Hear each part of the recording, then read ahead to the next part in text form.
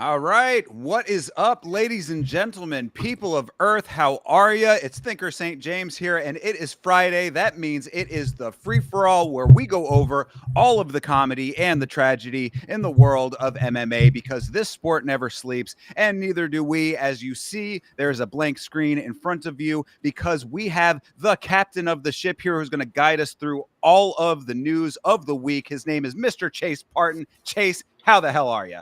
Dude, we are obviously great. You know, it's a Friday where we get to talk about all the in-between work that's been going on, and there's been a decent amount, and I think you're going to be pleasantly surprised once again with the topics that we bring, and everybody out there, make sure to just go ahead and like and subscribe right off the bat. You know, we don't see the chat yet. Normally we got some people in here. I don't know where you guys are at, but I'm low-key offended that I don't see my boys in here. But once you get here, we'll give you a quick shout-out, but you know the deal. We are ready to go. Absolutely. It's been a long week. You know, I was out doing a whole bunch of stuff that kept me away from the sport. You know, these are the times that are hardest for me, when it's like, you know, I want to keep track of everything, but other life stuff gets in the way. So I am excited about all of what you have to share with me today to catch me and everyone else up on what we may have missed, what might have fallen through the cracks, perhaps. All right. Well, to get into the first thing, I'm just going to throw it out there because the chat wants to talk about it first, obviously. So we're Sure. going to get right into it. The Mighty Mouse and Guru show is over, everybody. R.I.P. Now this episode, I will admit, might have a little more clips than intended, but we do have a little bit to sift through, so we are going to go ahead and watch. Some I will exclude us from, and we'll just go for the tagline, but this one I haven't necessarily heard what Mighty Mouse said specifically from his mouth. So let's go ahead and watch this real quick. I think him calling, you know, inbred and bomb this and all that stuff. No, I don't do that. If my son was to talk like that, my son would be getting ass whooping from me because I didn't raise him like that. I like Islam. I like all those guys. I have no problem with no religion. But if Guru feels that way, I cannot help him feel a certain way. I can't sway him like, dude, these guys are good people, which I think deep down inside, he believes they're good people too. But another question. You guys asked me, why did I start the show to begin with if I knew this could happen? It's called taking a risk, where I think a lot of you guys out there might not have taken a risk in your life, but I took this risk, meaning that I did not feel that the content he does on his channel will spill over onto the content we make on our channel, right? If you guys look at all the Mighty Guru podcast shows, it is nothing but vibes, good chats, not degrading the athlete, not talking about somebody's religion, And for everybody out there, I have no problem with any religion. As long as you're a good person and you have good morals, I fuck with you. All right. Okay, go ahead. Yeah, so, I mean, yeah, a couple of thoughts here. First of all, shout out to the Queen Sarah Toby checking in the chat. Appreciate you. Okay, as far as this goes, this is, I want to try to be as kind to Mighty Mouse as I can here. Legend of the sport, obviously, we know this. You know, one of my probably on the Mount Rushmore of MMA, in my opinion. An underrated legend in a lot of ways, I would say. Underappreciated, I guess is a better way to say it. That said, though, whenever he opens his mouth, I lose respect for him. Like, this is a consistent thing that I've been holding back on really delving into, because it's not just this.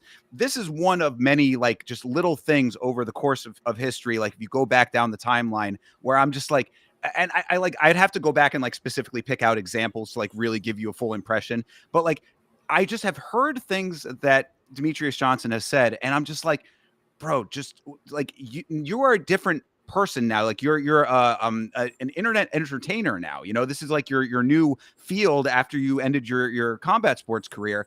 Like you gotta, I don't know, you gotta navigate things a little bit smarter, I suppose, the way that I look at it. And when it comes to this is a terrible navigation of this for him, because what he addressed, as I said, you know, that was my big question. Why would you start it with him? It's for him to say, oh, well, I started this podcast with the guru thinking that he wasn't going to be the guru. Why would you think that? But towards the end of it, I'm just playing devil's advocate. I obviously am not loving the situation here. It is kind of funny, but the entirety of everything that we're going to go through is funny, not necessarily specific things that we're going to get into, but Demetrius Johnson at the end saying, it shouldn't spill over to what we have two separate things. If we're going to make our own, our streams are completely different with the watch alongs. You have your own thing. I have mine. We have before tried to intertwine that, and we have two different things going on. That's fine. But when we do the podcast, we have our set direction on what the podcast is. So I don't dislike his answer there, because I agree. If I came on there, or you came on there for that matter, and just had a day of just spewing slurs, and you were like, you would think like, okay, we'll continue on. Hopefully that was just him saying something crazy, and we'll just move on. But then, like, as it keeps going, it's like, all right, a whole episode of it or whatever. But I don't know. I don't watch their show, so I don't know if that's how Guru acts on there or not. But you would think him teaming up with Guru is going to bring a certain type of vibe to the show. For him to be like, oh, I'm gonna bring Guru on because I think he's gonna bring some really level-headed takes. Miscalculation. Yeah, that's not a risk. I mean, that's just miscalculation, for I guess, sure. but. Yeah, and look, if they, again, also, I guess we both should preface that, like, neither of us have watched the show, so I don't know all of the specifics. But for anybody who doesn't know the context to this, aside from what Mighty Mouse just said about Islam and the culture surrounding the Muslim Brotherhood, so to speak, and all that portion of things, there was that aspect of it, and then there were also some comments about Cheeto Vera's daughter. Oh, well, okay. Oh, well, sorry. Okay, I don't know if that was another piece of this, but so this is what was reported soon after. MMA Guru announces the Mighty Mouse has officially left the podcast. This comes after a 2019 clip resurfaced of MMA Guru making a joke on livestream about Cheeto Vera's daughter, who suffers from a neurological disorder. So that was what came out, and that's the story that everybody was going with. Go ahead. Right. Okay. So yeah. So that's the context of everything, right? So if there's that's more context if you want okay, it real quick. I mean, sure, I guess that's better to have all of it all up front, just so that maybe Guru we all know says the whole thing. Neither of it's true. He says he left the podcast. It had nothing to do with the Vera video, which where over half of my videos is me telling people to not make the jokes about his daughter. My press conferences reactions have more offensive jokes. ... But you all ran with this one. Okay. Yeah, fair. Is that it, or is there more after that? Well, then people were quick to jump on and say, well, it wasn't that we just ran with this one, because this clip surfaced, and I'm not going to watch it, but I think the headline does justice enough. MMA Guru making jokes about lynching Israel Adesanya, leaving him a different type of Emmett. Crazy stuff. Yeah, but that's wild work. So go with that context for now, and then we'll get to the next portion of it. Go ahead. And really, it not any one specific thing is like the thing. It's all just a string of the history of what the Guru does, how he presents his shows, the level of inflammatory language that he uses. These are known facts. So my point was that if him and Mighty Mouse had discussed it beforehand and said, look, I want you to be a different person on this show, and then Guru went against that, okay, that's a different story perhaps, but that doesn't seem what that is here. It seems like Mighty Mouse was just like, yeah, let's start. We had one good conversation where, because I think they did that interview together before the podcast started, and that sort of was the genesis of all of this. So that we had a good talk here. Let's try to just continue to do that. To think that personality that he brings to his content would not spill over onto the show it's just very narrow sighted, very I'm short about sighted. to cook you really hard because that's exactly how we started this podcast. The what? I said this. That's exactly how we started this podcast. Not this one specifically, but podcasting in general. We hopped on a call, had a good one. We were like, let's continue to do this. Like, Oh, well, yeah, right. But see, but that's the thing though, is that we never had like we don't have a history of going back to and like things that are potentially things we would disagree with though. Like I had fair. seen your content before. I don't know how much of mine that you saw, but like, A lot of it we fair. but you know what I'm saying? So like, it's like we both sort of knew the level of what we were bringing to the table. Everyone knows the level of what the guru brings to the table. Facts. But before we go into this next piece of Yes. content, this next portion of the story here, the Mhm. next layer to this onion, we're going to go ahead and shout out the chat one more time. Absolutely. Obviously, Sarah Toby specifically, free my boy Guru is a funny comment at the time because now that we've gone into a lot of different things, it's just really funny. Anakin, obviously, love to see you. Let's go. Toby again. He didn't do this on the pod. Just one of the. I made that comment. Sure. Fair to make the point that he didn't do any of this on the pod. And then TJF, MMA Joey rage baiting is the main comment that I wanted to shout out and go for, but I had to give everybody a comment shout out real quick. Do you know who Absolutely. MMA Joey is? I am very familiar with MMA Joey, mostly because of my chat bringing him up to me and having me react to the Okay. things that he does. I go out of my way, or try to anyway, to like not engage in the infighting or like not infighting, but like I don't like to specifically comment on other MMA creators because whatever they do is their business. If you like or don't like it, you are the audience. I am a creator. So as that, like I don't go out of my way to like criticize their presentation of what they do or their personalities, that kind of stuff. I comment on the sport and the people in the sport. The culture around it, I also comment on as well. So if it comes into my purview, then okay. But like I have commented on MMA Joey because he is constantly coming into my purview via the chat, and he does have some ridiculously bad takes. So. Yeah, very, very funny. I'm glad you know who he is because I don't know who he is, but the very limited scope that I have of him, very, very funny that he's the anti-guru to this equation here. Both of them to me are just two parts of the same shit sandwich in a lot of ways, but I That's don't what know. I think is funny about it is the people I actually don't know personally if people actually are fans of MMA Joey or it's like an ironic thing, like just to spite guru thing, but they are both the same. And then both of their fandoms or quote unquote fandom for the other one, they act like they're so different, but they're literally the same. Like I don't know.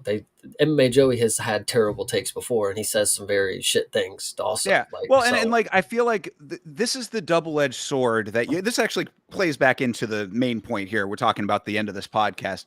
This is the double-edged sword that you risk when you present in the ways that these guys do with inflammatory content. Like when you are out there saying things that like are meant to rage bait when it's and I don't know how much of it is intentional or how much just is natural with that, but either way, when you have a presentation style that is like incites and elicits that out of an audience, then you are going to have a specific section of your audience that is going to be hate watching. That's just natural. Like I intentionally tried not to ever go down that road. Like, when I was like ideating what I wanted this channel to be, I was like, yeah, we could make the podcast that like, we could just be going out here shitting on every single fighter and just talking about the culture, and shitting on all of these things and saying like outlandish, intentionally inflammatory things. But I never wanted to do that for this reason. A, because it's not my personality. It would be putting on a false front. And B, because then you end up with an ardent group of people who are constantly attacking you. So, and like, and with good reason, I would say, so bringing it back to this podcast that has shut down here, you knew the type of person that he was. I think that Toby saying that he didn't do it on that podcast, it does track. I mean, like as far as like why you'd think that this shouldn't have gone down this way. And again, this goes back to me saying that DJ, I don't think navigates his online presence very well. Like you to say that like you now are just finding out about these things, like even if you didn't do it on the show, that makes it even worse. You didn't do your due diligence on the person you were podcasting with. There really is no good, like I don't think DJ comes out of this looking good in any which way.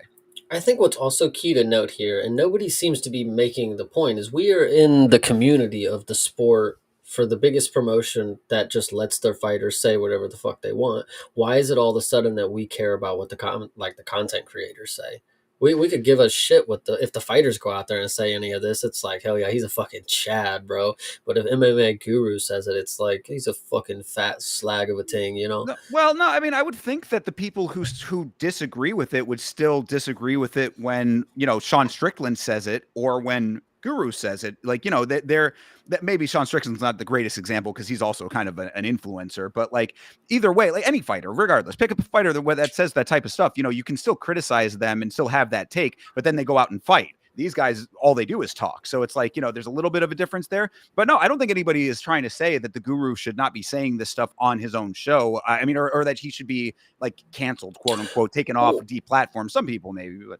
Well, I think I think the point that I'm making is even just like the congregation of the fighter and the content creator, the merging of the two right there. Now all of a sudden we care what the content creator has to say, and like why does the fighter specifically coming from the promotion where anything goes, who cares what's said, as long as as long as you deal with it in the cage kind of deal or whatever. But I don't know. It's just a weird instance that we have two content creators going back and forth, but then we have Mighty Mouse in the middle of it, and he's like dejecting from it. Yet in his career work, anything could have been said. And I don't think that. But I don't think that the MMA Joey and Guru aspect of it played into the podcast aspect of things, or did it? Or was MMA Joey the one that broke the story about the Cheeto stuff? He's broke the story. I know. He's in a way he's claiming honor that he's the one that I don't know got in Guru's head and made him be outlandish as possible, and because he calls him out for it, he has two things he could do. He could turn it up or he could turn it way down, and either way MMA Joey's the reason of it, something like that. So okay, I mean, maybe I just don't know all of the full-on details, but he's like his fucking Lex Luthor is like basically what the hell the story's going, and I kind of dig it. I'm not gonna lie. I mean, look, I'm sure it's a very interesting dynamic to the fans, and like if you keep up with this space and that's a paradigm that is interesting to you, then fine, I guess. It's just stuff that I class it as noise. Like I don't listen to any of it because I have my own takes, I have my own show, so why would I care? But I don't know. I mean, I guess if maybe this is more interesting to like the people who don't. So I think the 10-7 MMA, shout out you for dropping by. I think you had a really good comment because I think in a short summary, that's what I'm saying. For the amount of shit everyone talks and how tough everyone acts, this specific online MMA community, they're seeming, a little distraught over words. It's not like these people are doing actual crimes. And what my point always comes back to is that you can feel that way and you can voice your opinion on that the same way that these guys are voicing their opinion too. Why DJ all of a sudden decides that it's a problem, I think that's what I have the problem with. Like, you knew what he was, you knew what you were getting into. If he didn't do it on the show, that kind of plays even more into that point. Like, he wasn't doing it when you were doing your show together. He was doing it from stuff. This is like years ago stuff. This really is like old school version of cancel culture, them taking up shit from years ago and then throwing it out there and being like, shame this man. It's like, you can have your opinions about these things, and voice your own. As I said, you can say you don't like these things. You don't have to listen to any of these people. So it's like you have the power as an individual to navigate it the way that Demetrius Johnson did. I think was a misstep. I actually think we'll go back to another comment just because Mank. Now I'm thinking about it. Mank put only soy boys hate. Yeah, shout out for real. Only soy boys hate on DJ for this. Now that I think about it, he didn't stand his base like all these other MMA. Joey stand in his base. Guru stand in his base. But Demetrius Johnson now he's got to pull out because his partner is offending people. I don't know. I actually think that's interesting to know that.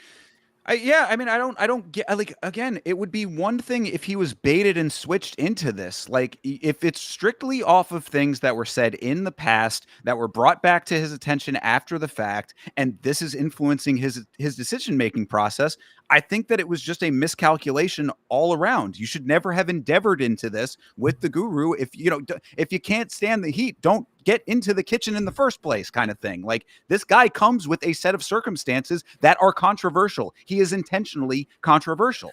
Mank, why is DJ not to blame here? Why, I look, 10 is saying his image is too clean here. It's a really good point. The sponsorship, him being friends with Islam and Habib, my friends, I'm friends with people, right? The people that I would call friends, if he calls Habib and Islam friends, that's fair.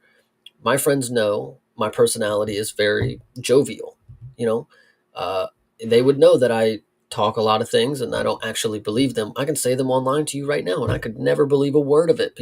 We'll talk about that later, you know. But like, if Habib and Islam are your friends and they don't understand that you could be working with somebody who's playing a character, you know, I, Well, and you couldn't stand up for yourself in the way that, like, I'm gonna make millions of fucking dollars because this he's famous. Like, I have the opportunity to work with him. Well, I mean, I He think you can. should have more principles than that. If you like, I guess it depends on what the circumstances are with that. Like, if you can say that if your friends kind of come first, which I would say that you probably should have that mentality, then okay. But again, like, it's entertainment. I is a perfectly fine answer for that. How about considering all of this before you do it? Is all that I would say. Because if he had sat there and said, I understand that this guy has controversial takes, these do not represent me or my brand or whatever. This is something exclusive to what we're doing here. Like, the views of the MMA guru do not represent Demetrius Mighty Mouse Johnson, something like that. Again, because I understand the whole thing with the sponsorships and people that you have to interact with in real life. I get all of that, but this is something different in an entertainment context. So, and again, if it's not happening on that show either, then there really isn't anything to stand on with that either. They had to dig this up. So, all of that being said, I mean, like, you have to consider all of that, and if he did not, I think that is the misstep here. Yeah, I mean, and Mank, I think you're fighting your own point here. Business is business. I mean, I agree. That's why he joined in the first place. It's like he saw an opportunity to make money, to make big bucks right there. He saw Guru's name. He saw him being the biggest content creator in the MMA space. He is one of the greatest MMA, fighters of all time. He can solidify himself next to one of the best content creators out right now. And people, for the longest time that people are coming up, they're going to remember that Guru and Mighty Mouse had a podcast together. And like, that was going to be a good opportunity for him to just rake in so much money for the longest time. I mean, obviously he thought that he could keep them separate, keep your, he's trying to divide his food to make sure the mashed potatoes don't touch the gravy. So, And it doesn't have to represent him just because he's on the show with him. When we're on the watch along, you were talking, Chase, earlier about how we have different watch alongs. You're by yourself most of the time mhm. with that, and you've got your chat in your ear. Me and Vitz King do the watch alongs together. There are times when Vitz will say some stuff where I'm like, I mean, that wouldn't be something that I would personally say, whatever. We're whatever. Like, I mean, like, I chose to do the show with him. I know the kind of stuff that he says. I know what his heart is. I mean, to extent too. So I mean, I guess that's something that you can kind of decide where your barometer lies with the guru. It's like, what how much of it is entertainment versus how much is he actually, like, there are any quote unquote hate in his heart kind of thing. Again, these are things that kind of fall on a personal level. But like, for anybody to say, oh, when they're on the watch along together and Vitz says something that represents the thoughts of me, I'd be like, fuck you. No, it doesn't. I Mhm. am my own person. I will say my own things. I speak for myself. I respect that from you a lot, because I oftentimes feel I'm not in charge of everybody, but like, I'm overseeing the collective reputation that we have. If someone looks bad, it's gonna come back. They're gonna ask me why they're doing that shit. That's how I always feel about some things. Even with the Discord, of course. With the Hive. Setting a standard is hard. And following it sometimes harder. I do make my dark jokes every now and then. Me and Mank were talking about that. I do indulge in my humorous jokes from time to time, but there is a line that I think people should. I think collectively we should know not to cross, just because, like, why, like even TJF said, it's like, we're gonna forget about it before Christmas, so why even make it go to this extent? Make me content, I guess, so we could talk about it. But other than Well, I that, mean, like, if you really want to break down that element of it, the crossing of the line thing. This goes to a deeper and broader point with the landscape of comedy in general right now, because I would class a lot of what Guru does as comedy intentionally. He is trying to, he says inflammatory things for comedic effect. But my issue that I have with the presentation of comedy, and this goes way beyond the MMA world, this is again just comedy in general, is that you have to have a level of cleverness to the comedy to make it an actual joke. That is where a lot of people falter. Saying things for the sake of inflammatory language and thinking that that in and of itself is the joke, it's not. It doesn't, it falls flat. So when you do that, you cannot be upset when people take offense to it, because the cleverness has to be paired with it. If you don't have that, then all you're doing is being an asshole. So Yeah.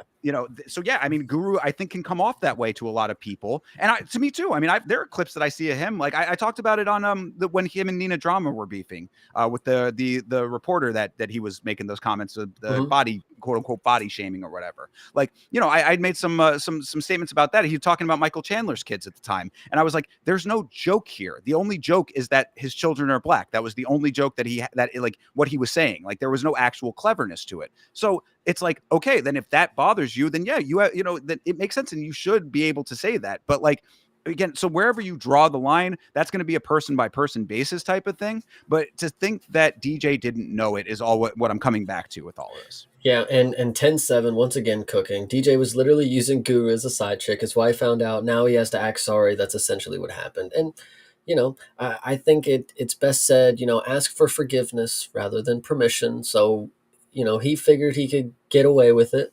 And he did for a little bit. And it's not like he did anything wrong. I'm not saying he got away with it like he was committing a crime. But, like, he did not think this was going to be the outcome, I guess. And maybe if he did, he got away with it longer than maybe he thought he would.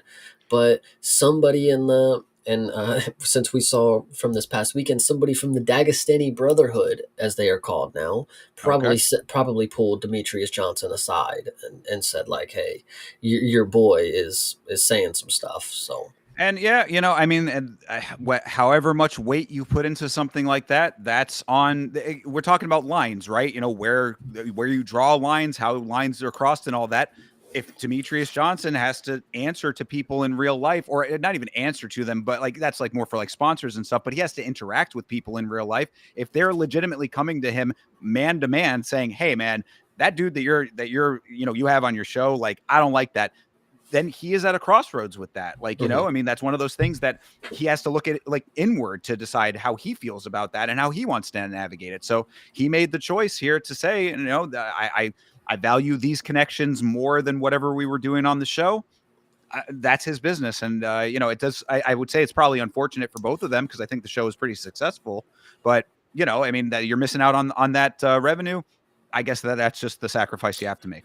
Yeah, a couple different things that I'll say right there, and then we're going to move on. Sure. The show is probably not as successful as what we have going on right now. I mean, if you have not noticed, this chat is going crazy. One more time, shout out 10-7, Mank, John Dong for stopping by. Love to see you, my man. Toby, Sarah Toby, I think you're out there somewhere. Anakin, I think you're out there somewhere. Love to see you guys. On fire tonight. Appreciate y'all. And Hydra, I know you're out there, probably at, some girl's house, having a great time. When you show up here, make sure you give us a good shout out. So speaking of crossing the lines, we have to go into our next topic. All right. We have to go into the next one. And this one is a little longer of a video, but I actually really enjoy the story here. So I really think we should watch the entirety of it. It's not like 15 minutes or anything, of course, but we're going to get into the story of what happened with Francis Ngannou and Dana White. This story that Dana is so vividly remembering all of a sudden is very crucial to what the image of Francis Ngannou is going to be proceeding forward now that we know all these other different aspects about him. So we're going to go in here and lock in real quick. Everybody grab your popcorn, of course. We'll read the chat. Make sure you guys are still getting going. Ngannou is a bad guy. He's not a good guy. He plays the whole, I don't understand the language, and he tries to come off like he's a fucking nice guy, you know what I mean? And people go, oh, it's the language barrier probably. No, there's no fucking language barrier with this guy. He's a bad guy. I wanted to cut him early. When somebody shows you who they are, believe them. So he's going in to fight Stipe Miocic in Boston. He knows he's going to fucking kill Stipe. So after the press conference, we're walking down this hallway, and he comes over to me and he grabs me. And he says, let me tell you what's going to happen. His English is fucking great. Okay? No language barrier whatsoever. When this fight's over, you're going to book me a private plane to Paris. And I said, I laughed and said, oh yeah. He goes, I'm not joking. You're going to book me a private plane. Okay. So we go our own ways. Stipe Miocic beats the fucking shit out of him. So that ended that whole conversation. I should have fucking cut him that day. When you're an athlete that's signed by the UFC, you know you get full access to the Apex Performance Institute, and you know you can eat there for free. Everything's free and do all this stuff. This guy was fucking living there, right? And he had just fought, and he comes up to my office. I said, come on in, what's going on? And he was pissed off that he didn't get a $50,000 bonus. Francis, you didn't get it because this, that. And he's in my office and he's arguing with me. The conversation's over, I'm starting to leave, and he grabs me by my shirt. Fuck. And like pushes me back in my office. And I said, dude, get your fucking hands off me. Those were the words that came out of you when Francis Ngannou grabbed you by the shirt? Yeah. Wow. And, you know, I would have been like, I hated this shirt. It's too tight. Well, it's like, snuggle me this shirt. But it's no, I could see in this guy's face and in his eyes and in the way that he's acting who this guy really fucking is, you know? Then my guy Hunter, they were talking about something. It might even have been the same thing. And when Hunter started to walk away, Francis grabbed him by the fucking back of his collar and fucking pulled him back. Said, we're not done talking yet. So this guy's not a good fucking guy. He's a bad guy. Now he's over and he's done a deal with PFL in Saudi Arabia. And now he's asking to fight, you know, me and John Jones need to fight, and fucking, I'm sure they wish they never fucking signed him. Because I know. I've dealt with him. I know who he really is. And yeah. Okay. Where would you like to start there? Yeah, no, that's a really funny story. Let me start. The first funny thing that he says is Francis says he likes to trick people that he don't speak English. Well, he plays the I'm big. Really funny stuff from Dana. Also great stuff is that he dropped the hard bar. Get your fucking hands off me. I'm gonna call cap on that one, buddy. That's Francis Ngannou, pal. I don't know. This is the whole thing, right? I mean, a lot of people are speculating that the entire story is just all cap. I mean, that's what I've been hearing from around the rumblings of the community, that this is just some shit that Dana made up on the spot. Now, what I will say about this is that in addition to this, I had posted in the Discord a while back. I did see an additional tweet from an employee of the UFC, or I think a former employee that was in the graphics department, who had said that in her time there, I think it was a woman too, which kind of, you know, adds a little bit of a context to it as well. She said that she had some experiences with Francis where he was like looming over people's shoulders and kind of a little bit too involved in like the specifics of how people were doing their jobs and stuff like that. I don't know how that factors into all of this. That was just a little additional context to this story that he had put forward. So it's really kind of hard for me to like parse what is and is not real out of all of this, out of the entirety of it. But like you had said leading into this, it is kind of interesting that all of a sudden this is coming out almost essentially out of nowhere, really. I'm glad you brought up the tweet from the potential worker or whatever, because there was also a tweet from a worker at a news station who said that Francis was very upset one day after Dana said something, and he put this wire down and Tony Ferguson tripped on it. Like, I literally saw a tweet that had something to do with that, and it was really funny. I couldn't do it verbatim, but it was really fucking funny to think about. But hilarious. So this is a really, really funny story. And I said this in the Discord, and I don't think you got what I meant, because you put an emoji, like I think it was like the monocle one, like the thinking. Yes. I said, Dana says all this. This guy's a bad fucking guy. I can look him in the eye and you just know this guy's not fucking good. He would not be saying this if this was a God-loving Christian like John Jones, because this is everything he loves in a person, is if they're a fucking American and they love Jesus Christ. If it's Francis Ngannou, now it's the worst person in the world and he hates him at PFL, go fuck themselves. Right. I don't know. Well, yeah, I mean, I get that aspect of it. I mean, I don't know if those specific characteristics are the thing, but like I do just understand. fits the build for John Jones. Right. That's all that I'm Yeah, saying. sure. I do. Yeah, I definitely. We know this. I mean, we know that Dana has preferential treatment to certain people depending on how much they play ball. It all goes back to the same point that I make time and time again. Loyalty trumps all when it comes to the UFC. If you are loyal to the organization, they will be good to you. If you go against the grain in any way, they will not be. What I will agree with Dana on, though, and I think a lot of people are in the same mindset, that Francis Ngannou is absolutely fleecing the PFL. I mean, that I think has shown itself to be true. I mean, he goes over there, he gets an executive position over there. He's fought one time for the organization, went off to do the boxing thing. You know, he didn't show up to PFL Africa. I mean, there's a lot I was of going to things say they're about to have their third African event, and no Francis. Yeah, I mean, so I think that that's definitely true, and they can handle that however they want to. They actually have been kind of in a weird way a little bit like conspicuously silent about their feelings on all of that, because I think that they know it was such a major investment. They don't want to start coming out and muddying the waters even more by letting their true feelings be known. That being said, when it comes to this story here, it does seem rather far-fetched, but again, it's hard to know. People put on false fronts sometimes, and it's hard to tell what is real and what is not real. I don't know. I just know people wear masks. You know, the masks we wear. The thing that I'm going to say, and I'm really burning to say it because I think it needs to be said, because a spade is a spade. But Dana White he's been known to say that he's not afraid of the internet. So whatever I have to say here shouldn't even matter. But again, spade is a spade. If Dana White can look Francis Ngannou in the eye and tell that that's not a good man, I wonder what Dana White's wife was looking in his eye when he slapped her in the fucking casino or whatever the fuck that was. Well, then, yeah. And I hate to be the one to bring it up, but I mean, if nobody else will, if I have to be the first one, I mean, listen, this dude is not one. I mean, he publicly did it, so who knows what's going on behind the doors? I'm not trying to be the one to say it, but that is something that happened. Francis Ngannou, I mean, even the chat just said it. John Jones has done way worse things than Francis.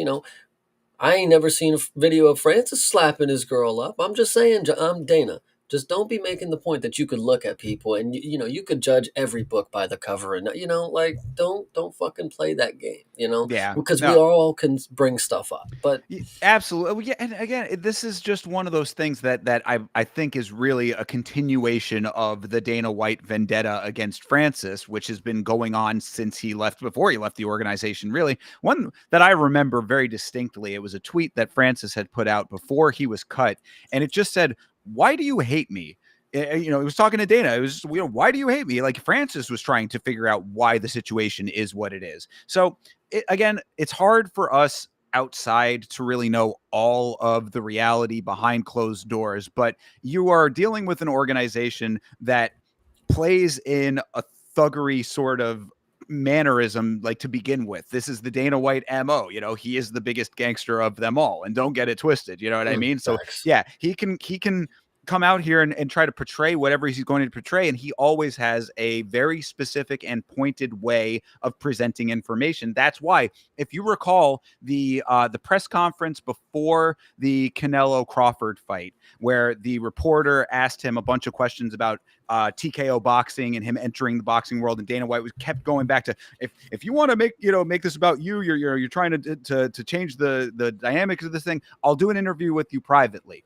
You knew that interview was never going to happen, and the reason he was doing that was because you were catching him off guard. He is very, very particular about the presentation of information. When you try to play the gotcha game with Dana, he can't have that. It goes against the narrative that he is trying to present. So all of this to me just goes back to that same point. This is another part of the narrative that he is trying to make fact just by saying it. You print something enough times, then they become truth regardless of whether they are or not.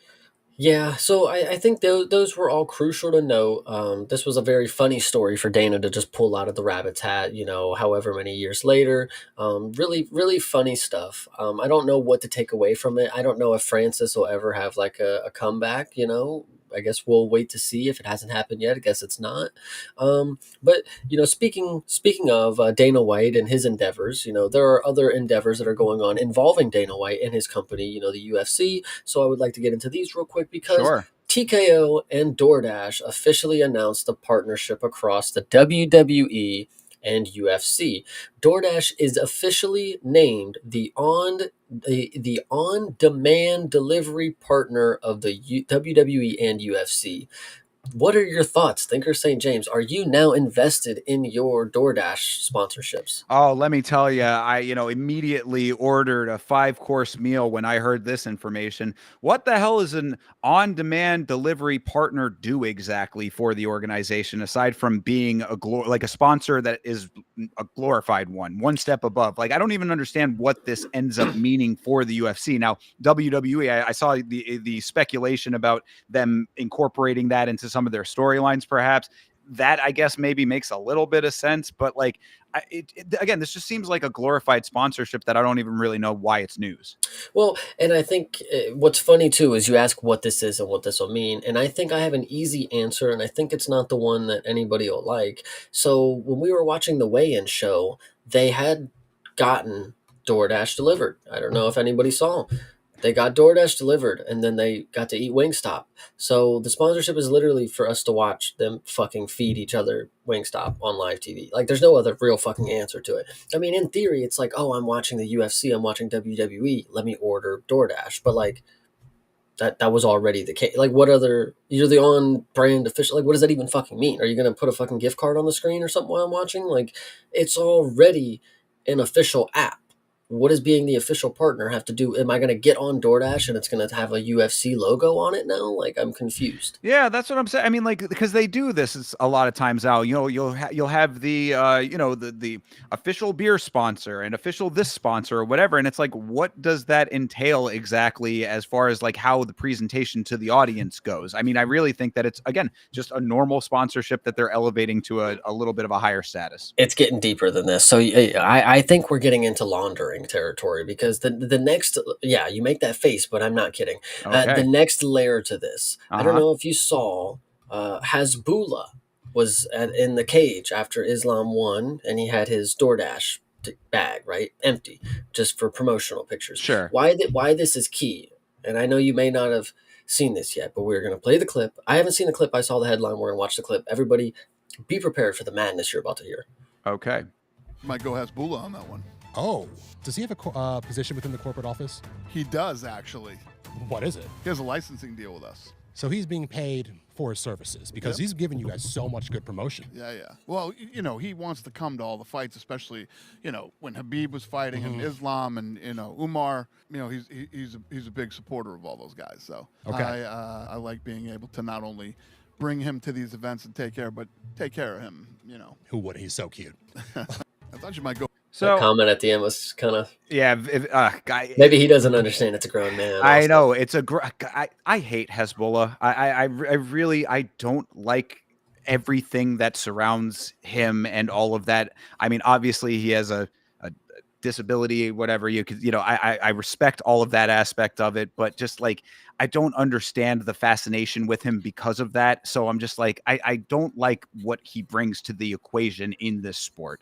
Why is that the comment you make? Mate, he just told you that Hasbullah is on UFC payroll, and I started this conversation with money laundering, and you were like, yeah, well, no. So, way. I mean, explain yourself, though, because, I mean, Hasbullah is an influencer. So that all makes perfect sense to me. I mean, they have him on the payroll. He's continuing to be a presence at these shows because he has a massive audience online. Where is the laundering coming into play here? It's just crazy that this man actually gets a paycheck just for being a fan of the sport. I mean, Dana literally is telling you, right? Like, I know it's the sponsorship, he's the social influencer thing, but once again, it's just a man that we personally don't really care for. But Dana's it's influencer marketing. He is Nina Drama. It's just crazy to me that this is the reality we live in. Hasbullah has gotten to the level where he gets paid by the UFC just to be a fan. Where's my cut, Dana?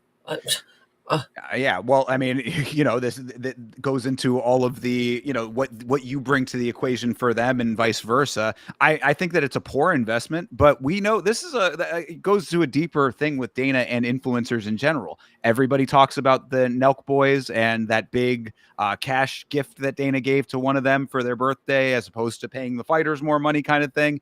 Dana has this weird sort of warped view of social media and social media influencers and influencer marketing that just crops up in weird ways. Do you know about the suitcase video with Dana? Do you know what I'm talking about with this, where he with the girl in the suitcase? Yes. Okay, so that video is a great example of this. Random influencer, I think she might have been an OnlyFans model. I think, I mean, or either that or someone in, adjacent to that world. And they do that short little clip of her with the, inside the suitcase, and he's wheeling her around. This is like, anytime that Dana gets into this world, it always feels like Unk is trying to understand technology that is beyond his capability of understanding. Props to him though, because he's way ahead of the game. I mean, he's definitely doing the right moves. I mean, I would not be pushing the woman around in the suitcase while she's just like a head popped out of it. But, I'm not the one making millions and billions of dollars. So he obviously knows what's up. So him signing Hasbulla, I think it is interesting. Obviously the laundering thing was a little jokey, exaggerated, but it does make you question who else is hired by the UFC to do God knows what if Hasbulla has a fucking paycheck. Oh, for sure. Yeah. And that's what I'm saying. Like, again, Nina Drama is an employee of the UFC. Like that. I really think that people need to like wrap their heads around these kinds of concepts, because people have this like view of Nina that like, she has all of this access, and, it's like, oh man, like would she sleep her way to the top or whatever like that. It's like, no, she is an employee.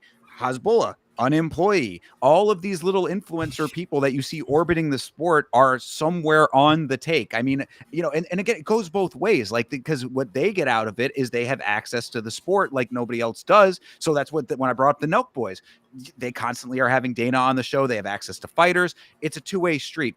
Why they choose the influencers that they choose, that is something that I couldn't necessarily tell you, what the reasoning is. But really, I think if you dig down deeper into it, Hasbulla, he just said, the Islam and Habib connections, that I guess tracks, big audience over that in that region of the world for Hasbulla.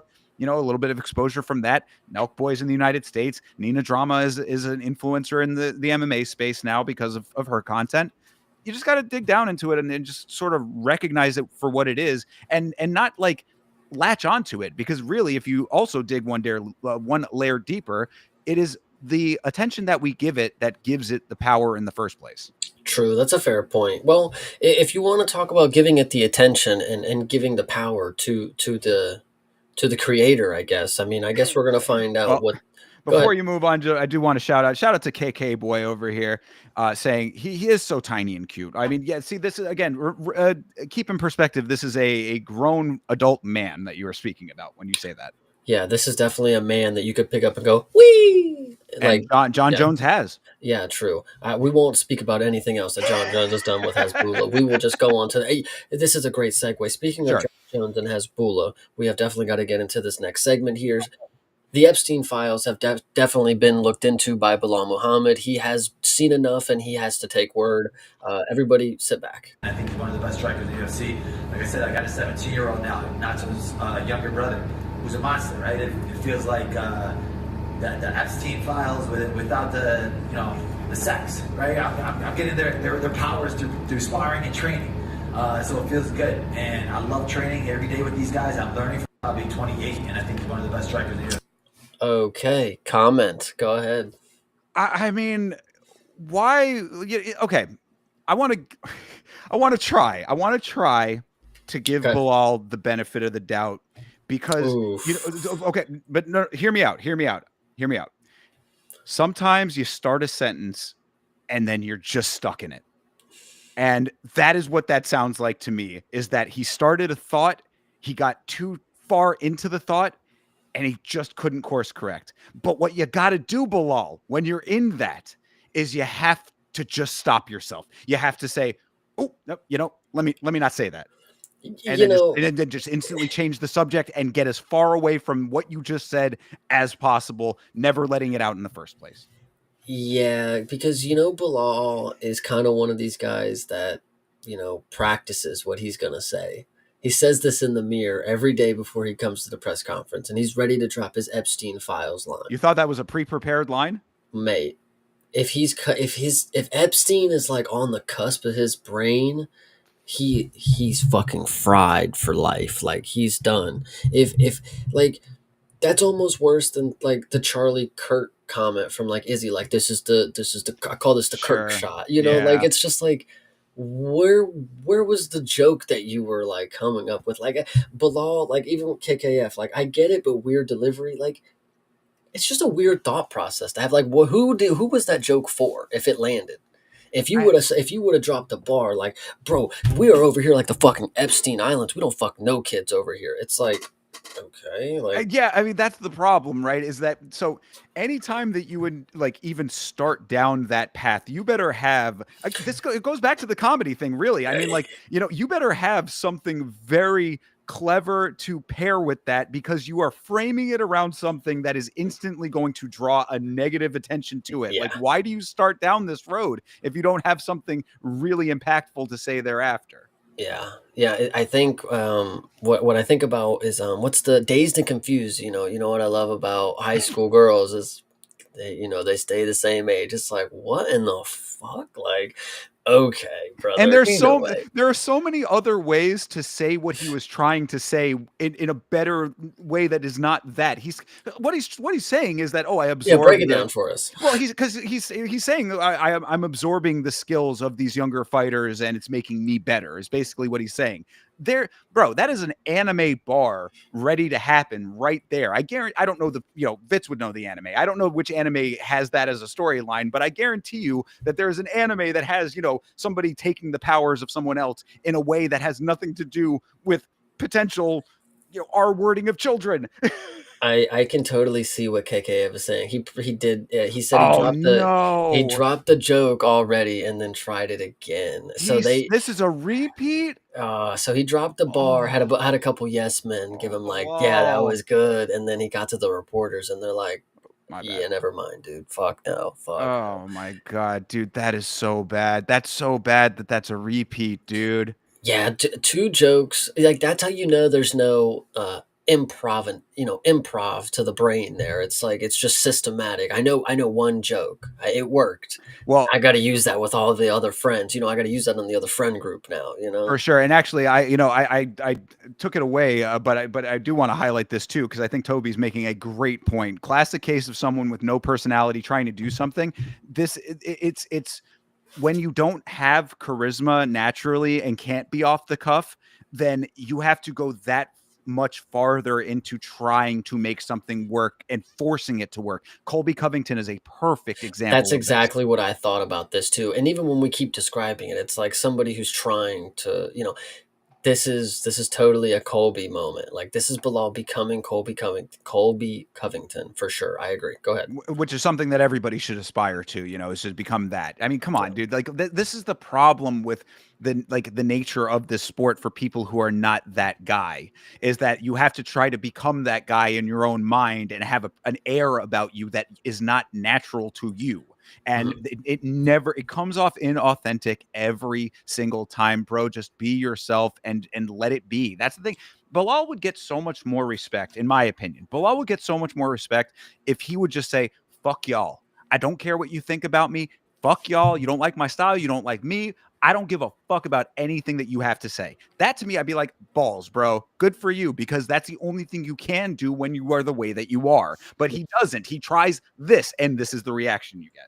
Bilal has a couple moments that I feel like he was himself, and I think it worked for him. And I feel like maybe he just doesn't tap in. So when Leon, tried to make him flinch, he didn't flinch. I thought that was a good moment from the Bully B. I was like, man, that's Chicago shined through right there. Like that was good. Shout out Bilal. The second moment, and this is getting into our next clip, so it's gonna wrap around, but I should have shown this clip first. It would have made a little more sense, but we're gonna go into this next clip. Remember, Bilal Muhammad is at the cusp of this when I get into this clip, so we're gonna go into this next one real quick. Kamaru Usman apparently is remembering that he has podcast clips and footage. He remembers that he has video archives of things all of the sudden. So I'd like to acknowledging. Yes, he's acknowledging not the Bully B thing. That. This is a different thing. But it should make you believe that clip still exists, and he does not willingly want to put it out because of this. The head kick that we heard around the world. Yeah. I was dropped one time ever in my career. That was by Michael Johnson at practice. I had just I fought, and then I took like 2 weeks off, and then I came back, jumped right into sparring with the Michael Johnson. That's who at the time was so fast, and was 3 weeks away from a fight. He was in shape. Yeah. And Michael, and I went a whole 5 minutes with him, and Michael, towards the end of sparring too, not great. Michael put it on me. Yeah. On me to where he sat me down. And it's funny, I have the video still to this day. And of course, Rashad has it in the archives. Please he don't makes sure he reminds you. He probably like, yo, if you ever get too out of line, I still have this. Oh my God. I'm surprised the video hadn't come out yet, but he sits me down and I fall down. When I sit down, sit back. I fall down on my arm like this. To where my arm out, but it just goes to show, even at that time, and even to today's day, how special Michael Johnson was, because Michael was such a great combination of speed and power for a little skinny guy like that. Yeah. Oh, he'll put it on you. He was. Yeah. He was good. But we'll get into Rashad Evans a little later, but that's your brother. Because if he wasn't, that would already have surfaced. Of course. Right? Of course. If he wasn't your brother, people would have seen that video, because people always, especially in today's world, clout chasing, you become the champion. That would have leaked at that moment, but obviously he cares about you too much. Okay. So, yeah, go ahead. Yeah, so when I saw this clip, or when I read the headline, I just saw the clip, and the ending, actually, DC's asking a weird question, but the clip itself of him talking, the headline that I read, is like, now you are really truly a master of hoarding media files. It seems like, one, you're able to keep track of them so you never lose them. I mean, I can't tell you how many times I've ran out of space on my fucking cloud device. Like, I delete the photos every so often. So the fact he's able to keep two different things from resurfacing, pretty legit. But it also shows me that the only other time that Bilal Muhammad was ever himself was when he slapped up Kamaru Usman on his own fucking podcast and made Kamaru Usman never upload an episode with him in it. So I mean, release the Usman files apparently over here, right? Well, and I actually think that's really funny. Like, it is crazy to me that this is not a bigger story to everybody. Bilal could have so much hype if this was like a true, like, it is a true thing, obviously, to me, because Usman is, he will not release the podcast. I don't think there's any dispute that it happened. I think that everybody knows, like, I think even Kamaru would maybe he doesn't like actively admit it, but like, I think everybody knows that it's, I don't think there's anybody disputing that was like what it actually was. We just haven't seen it to like confirm what it was or was not, but there was an incident, because if it didn't happen, then why didn't the episode come out, Yeah. And I think Bilal, he could have so much aura, and it's unfortunately not himself to be that guy that would go around saying, I bitched the fucking pound for pound dude of 2022 or whatever the fuck it was.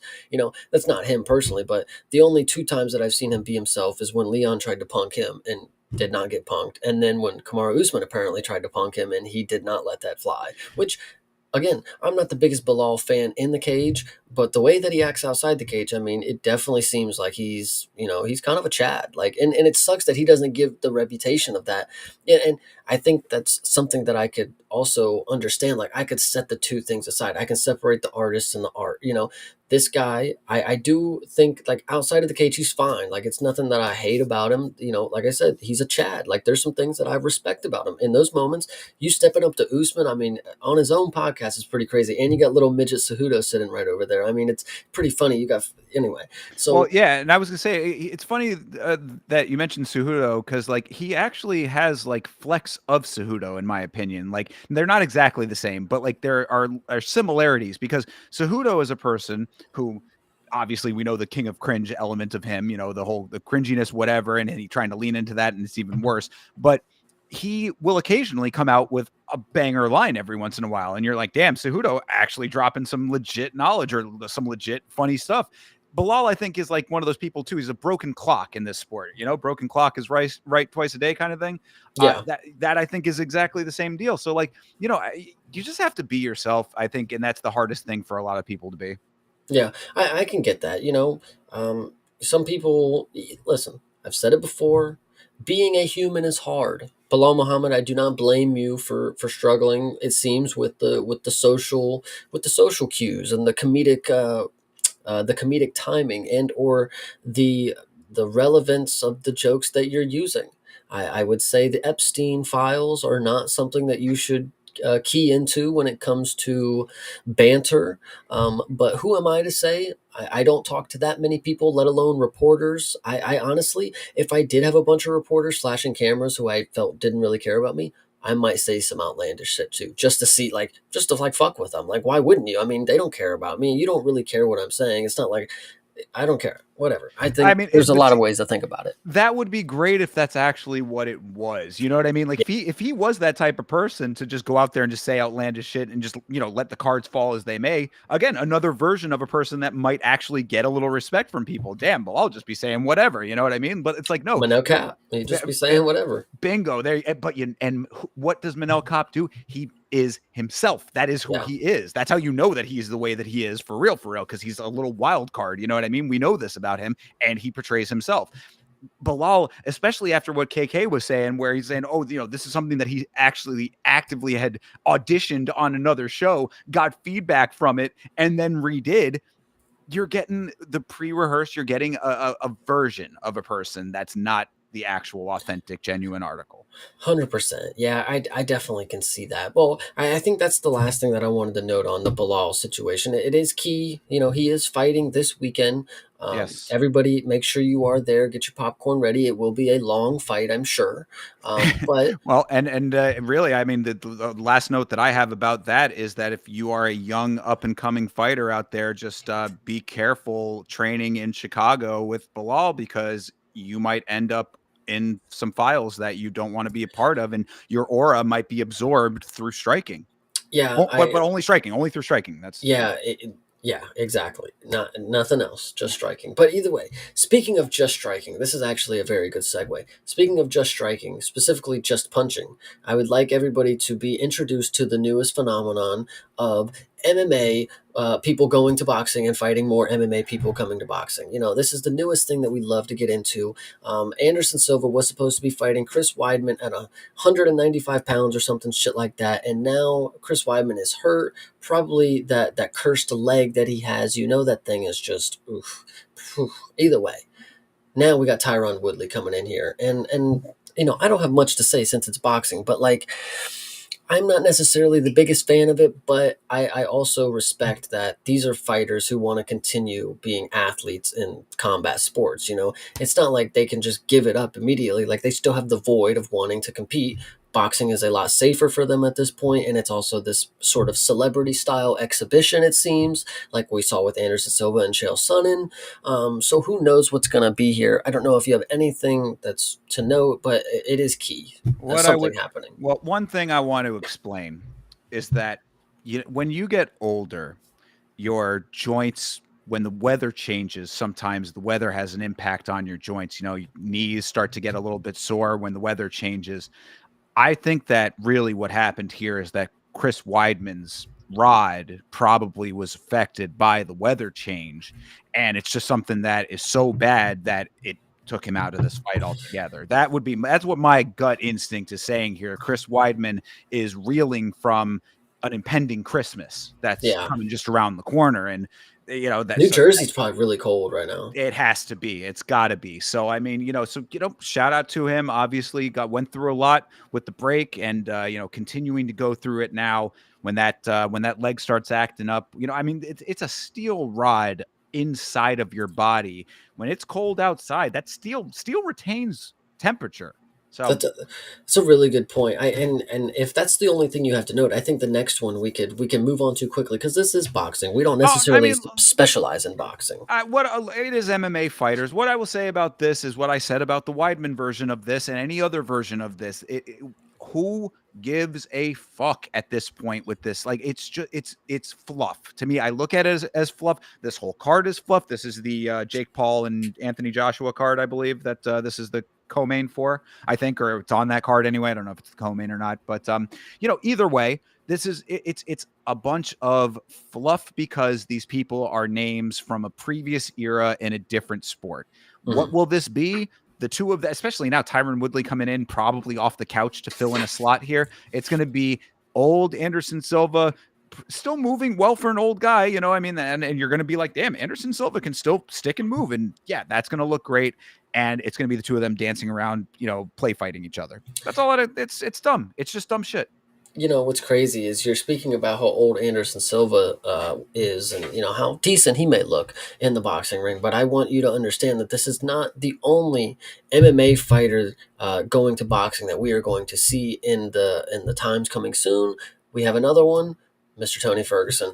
He is back, boys and girls. Misfits Boxing interim middleweight title, December 20th in Dubai. We are saved. Tony's going to become champ again, guys. He's going to retain. Well, I mean, say that. How is this? Yeah, why is this an interim belt when Tony won the belt in the first place? Unless it's a different weight class, maybe. I guess that's probably what. Oh, he's going to be a two-time champ. He's going to be an interim and a belt holder. Wow, the fight before Christmas, by the way, is a pretty bars kind of. I just noticed that as you were saying it too. Yeah, I actually do. Shout out to Misfits for the graphics on this, because that is kind of fire.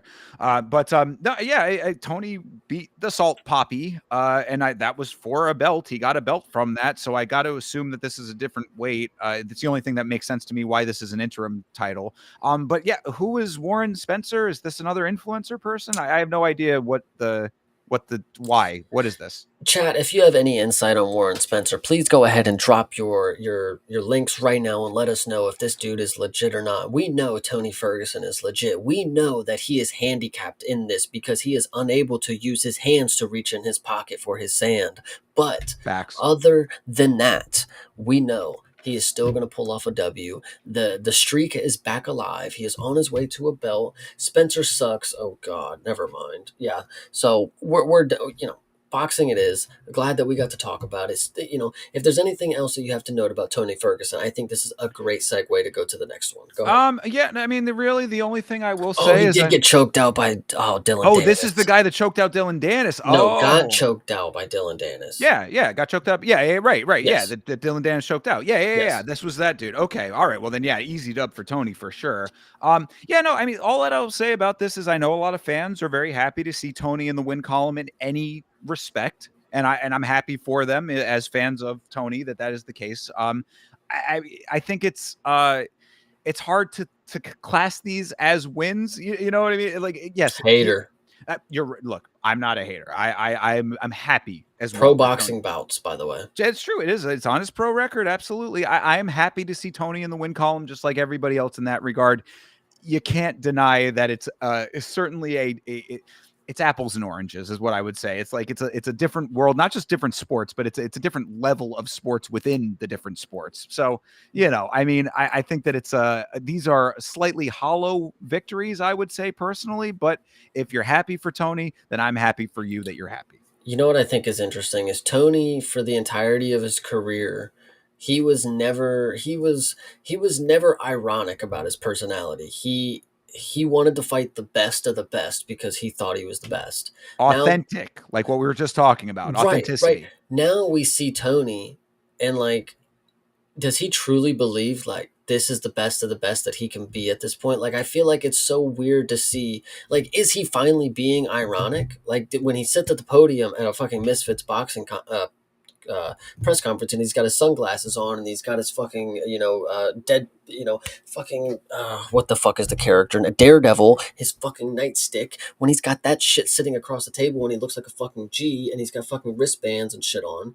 Does he truly believe that he's the best in the boxing business, or is he just into the character now? Like, that's what I think is cute. I would say, I mean, I think that it's a valid question, but I would say that there is no irony to it whatsoever, because if you saw, which we were watching the Misfits boxing card that he won on stream. He was trying his heart out, is what you're saying. He not only was he trying, and to his credit, I mean, you know, looked fine. I mean, again, the Salt Poppy was good, is what I heard. And right, I remember that point. You know, this guy actually takes the sport somewhat seriously. He, you know, looked like he was doing pretty decently. Whatever. Tony, after the victory, is what I'm talking about, though, because Tony on his knees, thanking the Lord, tearing up over this win in Misfits boxing. I don't think that you can really fake that, and that in and of itself was slightly concerning, I would say. I don't know if you're not the biggest fan of basketball. There is a player who is actually, funny enough, going through some alleged scandals with some assault on a family member right now. Patrick Beverley is a very funny individual because there is one game the NBA implemented a play-in tournament. They're like, okay, we need more people to compete for the last spots of the playoffs. So we have a play-in tournament to get into the playoffs. Patrick Beverley led his team to win the play-in to get into the playoffs. He's jumping on the fucking podium, throwing his fucking jersey in the crowd. We love you. And then they get knocked out in the first round of the playoffs. It's like, it's like know your fucking time and place. But with Tony Ferguson, that's the exact thing it is. And I'm pretty sure that meme was spread around. Like, it's just crazy to think that this dude, what he used to be, the irony, it sucks that it's not ironic anymore, because now I feel bad. Like, he's really celebrating his life out. You're right, I do remember that now. Like, he against the Salt Poppy, bro. Like, I just either way. Look, again, that's what I go back to what I led in with. If you're happy, if you're a Tony fan and this makes you happy just seeing him win in any capacity, then great. You know what I mean? Take that and put all the rest out of your mind. You know what I mean? Like you just divorce it from the reality of what the win actually is. You're good. Then take that and run with it. And Tony can do the exact same thing. Just happy to get a win, period. He's in maybe something that's better suited. And we were just talking recently on the, actually this was on the watch along. I was talking about how I don't personally, it is my personal opinion, everybody can have their own, but I don't personally think that there is any shame if you are on the tail end of your career in the UFC to you yourself decide to say, I think it would be smarter for me to go and fight in karate combat or to go into the PFL or whatever. If just not boxing is what your point is, or any boxing too, whatever it is. Where if you are in a place where you are consistently losing in the UFC and you want to get back into the win column, maybe make a little bit more money before your time in the sport is completely out, or combat sports in general, regardless of what it is. If you make that conscious decision, I think that as a business-minded individual, I see no shame in it personally, because I think. So why are you upset at Tyron Woodley and Anderson Silva? Why is that? I'm not upset at them. I'm upset at the culture around that. Okay. That supports the celebrity style version of the boxing events. Yeah, that we feed into that and allow that to be the level that it is. That's what bothers me. Yeah, if somebody wants to pay them to do it, then go ahead and get the money. There's nothing wrong with that. I think there's two different versions of what we have right now. We have the MMA people that transition to the boxing, that we truly believe like this is something that they could thrive in. I want to see how they do in boxing. You have your Connors, your Francis, Mike Perry is an exception as well too, and then you have your people that when they go to boxing, it's like they're going to do the celebrity style where it's not even them competing legitly.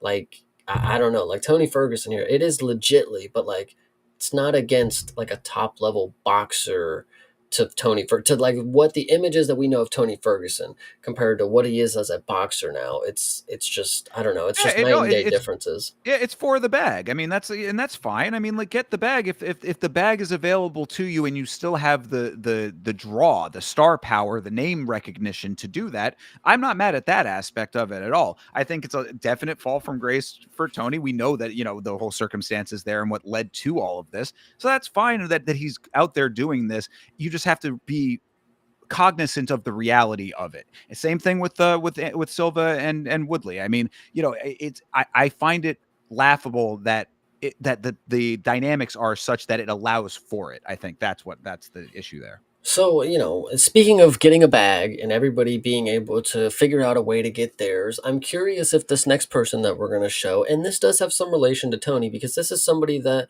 Tony was able to run out of the UFC and, scare him off, of course. So we're going to get into this next clip of Khabib, obviously making a good moment. That some gifts are more than value. Key to note their value. What is he talking about there? They carry meaning.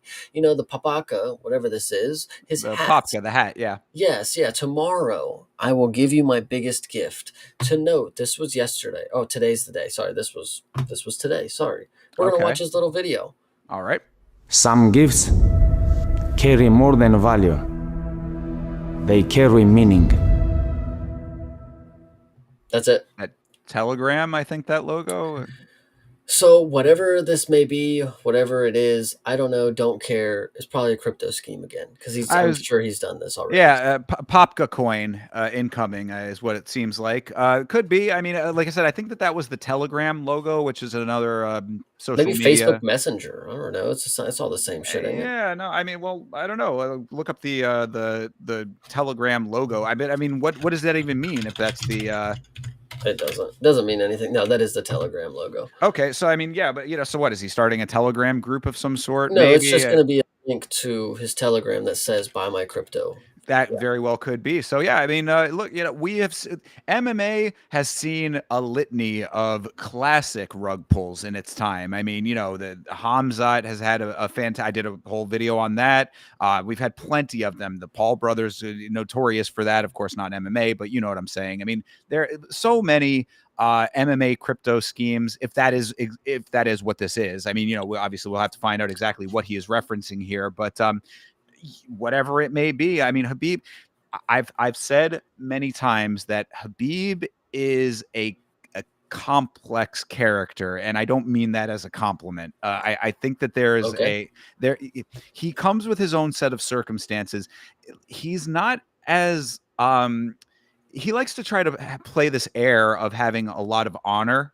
And obviously the whole the relationship with his father Abdulmanap and all of what he did. I really do believe that Abdulmanap was a great man. I think that he did a lot of great things for Dagestan and for the culture in that region.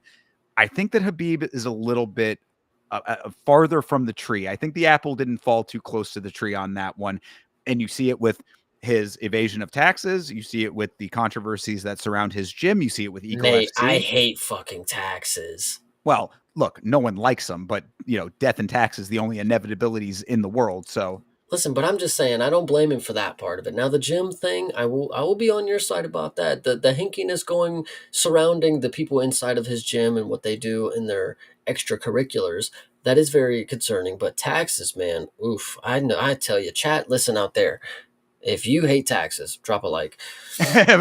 Legit. Yeah, lots of likes for that, I'm sure. I mean, the Tasteful Thickness coming in. Appreciate you, brother. Saying, even the president of Argentina had a crypto scheme. Yeah, did the Donald entire Trump country. coin exists. Bingo, exactly. And there's an MMA crossover right there. I mean, I think Dana was promoting that for a little small minute. So, yeah, I mean, look, it's a tale as old as time when it comes to the crypto game. If that's what this is, we don't know exactly what this is. So, I mean, it could be something different, but it would probably seem that way. All I know is that Khabib is not always the greatest representative of himself, his team, et cetera, et cetera. And we see that. It's what I was saying about even in small ways, like when he was jumping on the microphone when Islam won. It's like, why is this now a Khabib interview? Like, or when any of his fighters win, is just there and he's like the face of the brand. Like he's got elements to him that I think are a little bit shifty. I'm not a hater too much though, because I do think that he was, he did a lot of important things in the sport. But I recognize him for what I believe him to be. This is all valid. And, speaking of people with crypto schemes and anything surrounding those different intricacies that they be bringing along with them, I'll tell you somebody that is not as dedicated as Khabib. Maybe they are, but when it comes to taking care of themselves, they are obviously not on the level of Khabib, because this is somebody who's never going to make it to 30-0 because Hamzat is now out until April, everybody. Has anybody realized that this dude got the belt and now he is fucking yanked that shit from us? Like, golly. Let me tell you how shocked I am, Chase. When I heard that Hamzat was going to have another extended layoff, I was just like, for a guy who was, it really was the Kevin McAllister. It was Home Alone, the hands on the cheeks, all the whole 9 yards. A guy this active to be laid off like this, it just out of left field. Yeah, 100%. It's crazy because, and actually, I'll go back to a third reason why you should root for Bilal. Bilal went through one of the worst foot surgeries that you could have seen in the sport, is what they say. He could have lost his toe. If you saw the picture of it, it actually was legitimately bad. So the fact that he had the belt, came back and fought not relatively soon after that happened, I'll give him props, not going to lie. Yeah, Bilal has a lot of redeeming qualities that get overshadowed by his himness. Comments. Yeah, well, right. That as well. Yeah, look, as far as this goes, again, yeah, obviously not shocking news. Excuse me. Uh, whether it's an injury, whether it's an illness, whether it's weight, et cetera, with Hamzat, we all were concerned. We were talking about this on the podcast before the title fight. Even before he was when he was still in the running for the title fight, saying if Hamzat gets the belt, how is that going to affect the activeness of the division? Well, here's your answer. Yeah. It's just crazy to me that everybody was right. Everybody was right all along. There was some people, I believe, shout out to the bank. We were actually having a discussion about it. Dean Thomas, we believe, was somebody who was discussing about this early on, that it's a bad idea for Hamzat to be thrown right into the belt and get it, because he's going to be inevitably sidelined for a lot of different reasons. And it's only going to hold up the division and we're all going to hate it. So he was ridiculed when he said that. A lot of people were just, you're hating, dude. Hamzat's the next king. He's coming to get that belt, yada, yada, yada. But now we're actually going to see the reality of it, and we're going to see a fucking interim belt in this fucking division. And Jesus fucking Christ. And it's going to be Sean Strickland, and it's just going to make me hurt my head. Yeah, no, I mean, very likely that is the case. And then, how long do they drag out a champion that cannot defend a belt? And this also goes back to what we were talking about earlier with the preferential treatment for certain people. Like, you have certain champions, and Francis is actually one of those champions. If you recall, when Francis, he needed to take a little bit of time off. It was not even a large amount of time. He had defended the belt. This was the fight with the Cyril Gane, where he had to wrestle a whole bunch. He had the knee problems, and then he beat Cyril Gane, and they wanted him to defend the belt almost immediately thereafter. He said that he needed time to recover, and they were like, "All right, well, we're going to strip you." So, where the difference there, people get different treatment. So, how long do you think that Hamzat ends up just sitting on the belt because the organization likes him better? What I think is funny is, and it just shows the difference in level of competition and the different mindsets of fighters. Yuri Prohaska injured his shoulder, vacated that next fucking day, chop, said, I'll go get that belt back. Don't worry about it.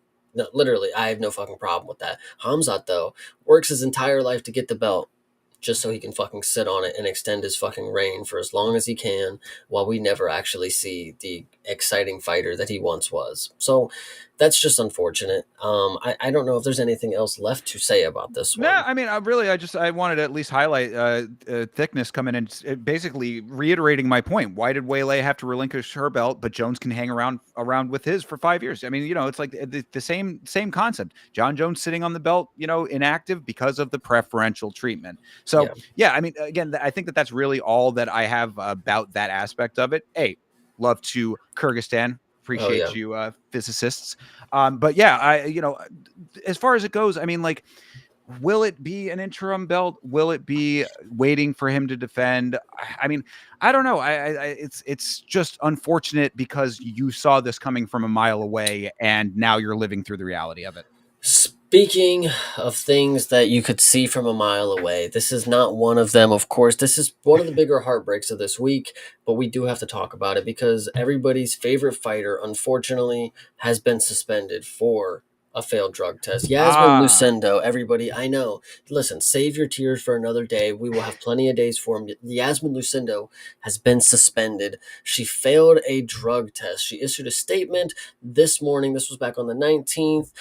Suspects a contaminated supplement is to blame. Now, this is going to be interesting to hear.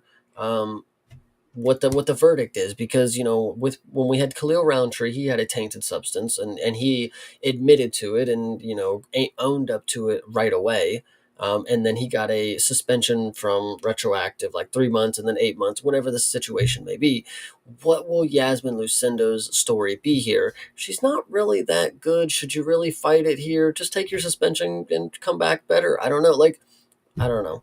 Yeah, I mean, yeah, it's who really cares in the big picture when it comes to her? But my question is, why are there so many contaminated substances to begin with? Like, she probably dates a dude that does PEDs, of course. We talk about it with Yana Santos and Tiago Santos. It's like, yeah, they definitely are sharing the oatmeal over there. I mean, fair enough, but like, I love the idea that all these fighters get like tainted supplements is the get out of jail free card is what they think that it is. We all know that that's not the case. So they got to start coming up with some better excuses over here is what I would say to this, because how many times and how many fighters all are just getting these tainted supplements from other places, weird back alley, pharmacies from Guadalajara. You know what I'm saying? I mean, it's like, I don't get like how you can just have that as a common thing in this sport. Like maybe there should be a reform on where you are able to actually source your supplements from. Yeah, or I would start questioning, if these are supplements that, are you buying them off the shelf? Because you should start reading the fucking nutritional facts on the back of it. If you don't know what's in it, well, their maybe point, don't though, fucking take it. What they would say, though, is that, oh, we did read it, but then there was stuff in it that they didn't list. And that's the whole tainted element of it. But still, again, it's like, whatever. Then if you are somebody who is claiming that, and that is the true statement, mate, you got a lawsuit to go ahead and you better go get a good lawyer. Like, what are you talking about? UFC fight?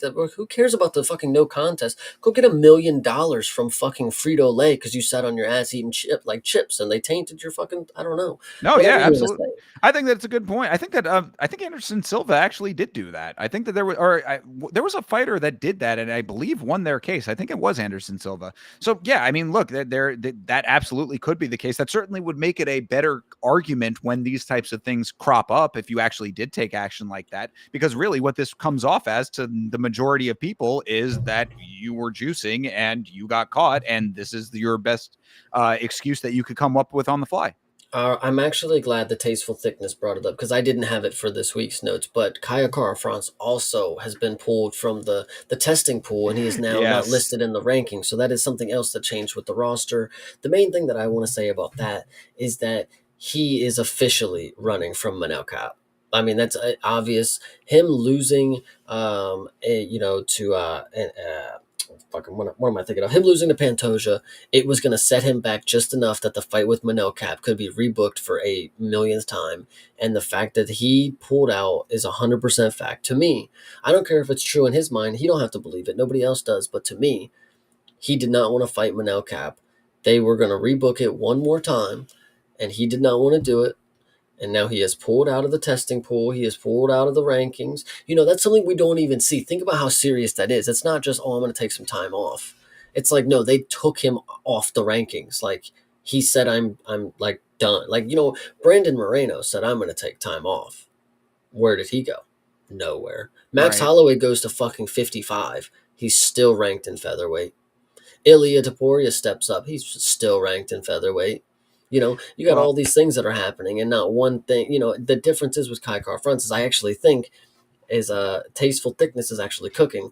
He gets pulled out of everything properly. Take me off the ranking. So there is not a lick of evidence that I was even in the UFC when I start doing my roids. Like well, that's what I was going to say is that my favorite thing about the Kai Kara situation is that if you heard his statement about why he's doing all of this, it's because he's taking time off to enrich the Maori culture. And of course, a lot of people kind of meme on him because he does the tongue thing and the intense eyes. And that's a Maori thing. That's the representative of his culture. But I did like that he's taking himself out of the testing pool for the culture. I was like, yes. Bro, that is a wild set of work there to try to put it on your culture that you are going to be going and onto a cycle and then coming off with enough time to come back into the pool and then get back to activity.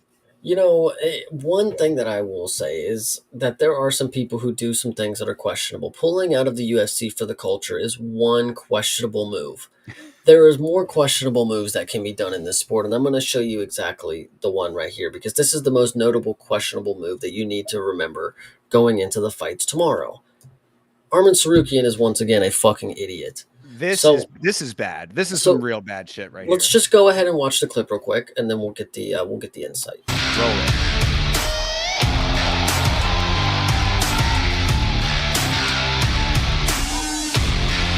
and they don't really do anything else for the remainder of it. But the point is, I don't know if anybody saw. We'll play that part of it one more time, just because it's really quick. Yeah. Boop, get a little headbutt from him. Let's see if we can get the collision here. Maybe. Either way. Yep, right there. I mean, did he actually make contact? There it is. Yeah, he for sure does. Yep.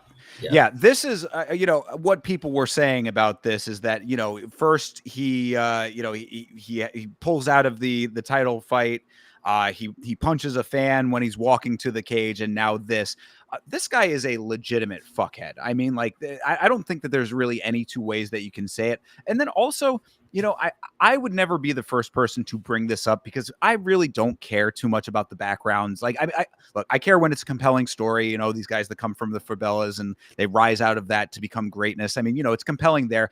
Him being a rich kid, quote unquote, it would not be something that I would latch onto, like, oh, screw this guy because he's, he had a wealthy upbringing or whatever. Like, I'm not that type. Like, I don't really, if you're good in the cage and you're not an asshole, I fuck with you. You know what I mean? I don't, it wouldn't be like the thing that I would like instantly like make a problem out of. But when you have the pattern of behavior that this guy has, plus that he's a spoiled brat on top of it, fuck this guy. Yeah.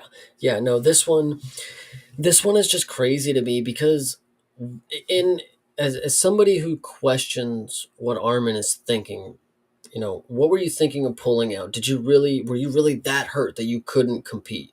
What did you think of that? Whatever. What do you think when you call out for a title shot that I'm the person who deserves the title shot? These are positions that he's in right now. But then when you see him step up to the plate on the stage before the fight, the day before, and he risks not only, penalty from the promotion for doing something out of line, you're risking literally the opportunity that's supposed to get you what you're wanting. You could have just had this fight canceled, not even just for yourself. You couldn't have just fucked it up for yourself. You would have had every single person on the fucking MMA community on your fucking ass, dude. You just canceled our main event. Now we have to settle for 3 rounds with Bilal and Ian Gary. Like, what? Like, I would have slapped him so hard through the fucking screen. Like, seriously, this was such an idiot move. It's not even the fact that you headbutt him, because we'll talk about this in a moment. It's not the fact you headbutt him. It's not the fact that you did it. It's all the circumstances surrounding it, the context. It's like, what was the best case scenario? Because if it wasn't this, your idea was I was going to bust him up. The fight cannot continue. They won't let him fight with an open wound or like a broken nose or anything like that. In Armin's mind, I think best case scenario for him is what he was thinking. I'm going to headbutt him and the fight is going to get called off. Like, that's what I'm thinking here. That's my big brain play. If I headbutt him right now and it cuts him under the eye, no way the fight could not go on. So, I mean, I want to believe that he just did that to be tough and wasn't thinking about the consequences of it in the moment. Like, that it was just, oh, we're head to head, I'll headbutt him. Just like, kind of just did it as like a tough guy move. But you don't do something like that that's fight jeopardizing, even under, like, that should not be your instinct to do that in that moment. Like, the fact that this is like what his mind goes to, like, he really does have like the like a mentality of like, I just do whatever the fuck. And like, it's like, it's such bullshit. Like, he makes no friends with this kind of stuff. He does himself no favors with anybody with this, not with the fans, not with the community, the organization, the community surrounding the fighter community. Like, everybody looks at this guy as a fucking joke for this kind of stuff. I mean, like, it has to be. Here's the even bigger joke about it, right? Is because Armin will do this, and this is classic. Listen, I come from watching the NBA. People don't want to fight there. They want to make sure people are in the way before they start running after them, so they stop them. I just want to show you this clip right here, because as you see, you got Armin here. That's cool. He knows nothing's going to happen here. We're getting separated, for sure. We got security. Facing each other. Social, tell me when you're good. Okay. Facing forward.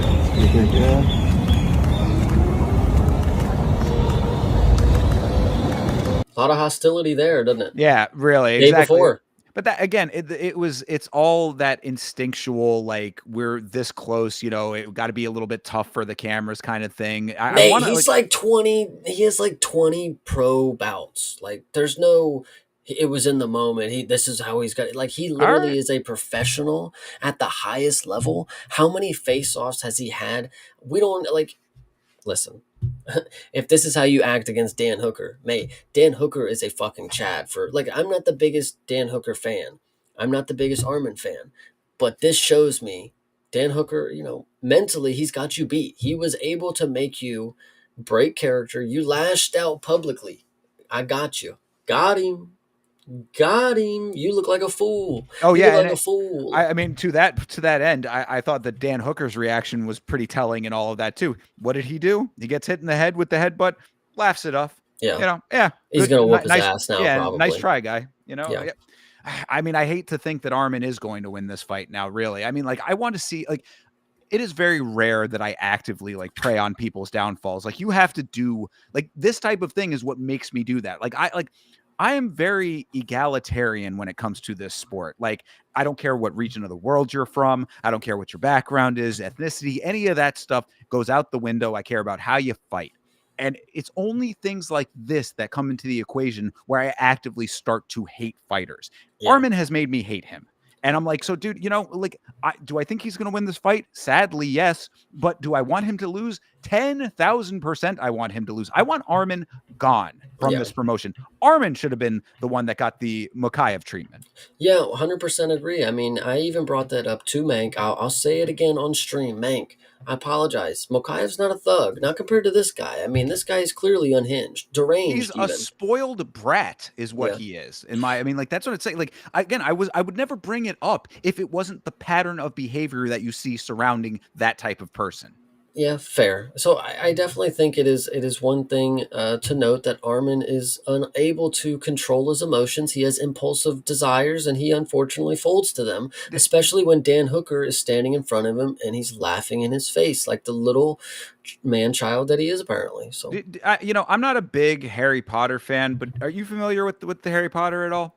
I had an ex-girlfriend who really liked them, so I disliked them a lot, if that makes anything. Okay, fair enough. The only reason I say that is that there is a character called Draco Malfoy, who's that's the actor's name, no? No, that's a character. That's not an actual human name. I would hope not, anyway. But sounds pretty legit, though. It is kind of hard. But like, he reminds me of that. It's like a spoiled, bratty kind of kid character who just gets his way all the time, and then he'll like stomp and pout and moan about when it's not that. And like, I just see a lot of the same tendencies in Armin. I think Armin wins the fight, but I think Dan Hooker at least gets one or two decent opportunities to cut Armin open in ways that he has not experienced in his fights to this date. And I think that's all that's all Hooker needs to do at the end of the day. He needs to inflict more damage than the headbutt did. That's basically all that needs to happen. God, I hope so. Please touch this man up. Please open him up. At least if he's going to immediately level change and nut hug and lay on top of you for a lot of this fight, which is what I think is going to happen, then at least get your licks in where you can. 100%. And I'm really just hoping this is going to be a banger of a card. This is going to be really fun to see, especially because most of the people that we have on the card normally do deliver. So I'm just really excited for everybody who's involved. And this was, John Jones is also uncontrollable nut. We can't necessarily correlate bad behavior to ability to win. That's true, fair enough. Kind of the point I was making. It's like, yeah, as much as it sucks that Armin is the way that he is, he's probably going to win. Yeah, 100%. But we can pray for a split decision for Dan Hooker if you want to base it on damage. Let's pray for the best here, but I could be wrong. But I think that was the last thing that I have to note here. I guess we'll open the doors for the chat for a little bit. If you guys want to hang out and let us know any other information that we're missing, or if you want to carry on with something from a little earlier, I mean, we can hang on here for a second or two. But other than that, I think we've ran down the weekly news. Absolutely. So yes, this is the free-for-all element of the Friday free-for-all. So by all means, chat, if there's any other stories that we missed, or like Chase said, if there's something from earlier that you'd like to return to, we can certainly dissect some of that. But yeah, I mean, looking forward to the card tomorrow. I got to get up early for it, of course. So that's going to be something to keep in mind. We'll be live with the Vitz King for the watch along bright and early at 10 o'clock a.m. Eastern Standard Time. So, got to get over to his place for that. Got to get a good night's sleep before that, and hopefully no technical issues this time, because that was annoying last time. Yeah, I agree. I've been having some technical difficulties as well. My microphone just completely went to shit the last episode that we were on here. So thankfully, it was able to come together by Friday because now we're going on to Saturday and UFC is going to be on. And listen, there's a lot of good things going on for this card. Make sure everybody is here at 10 o'clock, like Thinker said. Both streams are going to be doing something creative. Fridays, don't know if you guys knew. Friday mornings, we were up early. Speaking of UFC being early tomorrow, one was at 7:30 this morning. If you guys didn't catch it, we have a stream where we watched some really good. Oh my gosh! Oh, I was going to say, the first leg of all, break. Did we talk? yeah. We could talk about that. Absolutely. I mean, shout out to you for your commitment to getting up for those one cards. It's hard because of the work schedule and everything, but like I definitely commend you for for being there for those cards. And for the stuff that you were posting in the Discord about the one championship card this morning, it sounded like there was a couple of fireworks going off. There was a couple different fireworks. This is the main thing, of course. We're gonna go ahead and show it on stream. I hate to break it to you guys, but this happens in the sport, and it's one of the crazier things that you'll If catch. if you're squeamish, you might want to Yeah, look don't away for watch. this But one. if you are somebody that needs to know information on why you should not be joining a club or joining any other martial arts, this may be your indication why. Look, we're stepping break his fucking leg. Yeah. This is crazy. Steps back, breaks. Yeah, it's pretty. That is fucking brutal. gnarly. Pretty fucking gnarly right there. It sucks that has to happen sometimes in the sport. That's after the first leg kick as well. That's brutal. Yeah. Walked in, broke his leg, and now we were talking about it. It's not just the recovery of your leg healing. You have to get back into fight shape and learning the motor skills and being confident that you could kick something without your leg breaking again. There's a lot of mental steps to the recovery process too. Physical therapy is a very hard thing to do because it's doing the same thing over and over again that you're maybe not as confident that you could do as you once did. And with a bone, of course, that can, if you've ever like twisted something or felt like something didn't heal properly or it was hurting, Thinker, you could probably relate. Imagine it's like your skeleton, like literally the shit that is holding you up to day by day. That's the shit that is like not working properly, and you just gotta one day you have to have the confidence that I can do this again. And for that fighter right there, unfortunately, it is a long ways away. That's the sad part about it, though. Yeah, no, I mean, I was kind of memeing on the Chris Weidman thing earlier, but like, I have a friend who broke his leg, a while back and also has a steel rod in his leg. And it's one of those things that like every once in a while he'll say, yeah, it's just kind of acting up. Like it's not something that's going to be like debilitating, but you just have a phantom pain every once in a while because it's an alien thing to your body that has to be there for the rest of your life now. So yeah, I feel for that guy. It's a long road to recovery, and it's I think more to your point, that the confidence, I can't imagine what that does to your mental state, like to have to know that you have to compete with that again now. Yeah, 100%. It's definitely something that I would never personally stop thinking about. But it is part of the ply of the fighter, whatever you want to say. I think the last thing that we'll note, this comment from Tasteful Thickness is actually great. No more stories. LFA sucked. Ring girls were legit. That's actually a really fucking bar note to end it on right there. Yeah, absolutely. I mean, I've wanted to catch LFA. I mean, a lot of these other promotions, LFA, Cage Warriors, these are the things that a lot of times are airing on Fight Pass, and this is one of the reasons that I specifically do not have Fight Pass, is because I think I would just be watching fights all the time. But I have made the note that Grabaka Hitman, shout out to Kapoza, he does keep a running list of weekly events that are just going on, and a lot of them are free to watch on YouTube. So at some point, when the time allows, this week was a little crazy, but now coming in out of this week and into the next, and once I finish the editing of the Warrior review, which is still happening, I am almost done with it, getting much closer to being finished. I'm hoping to have that out on Sunday. That's the tentative release date for the Warrior edited review.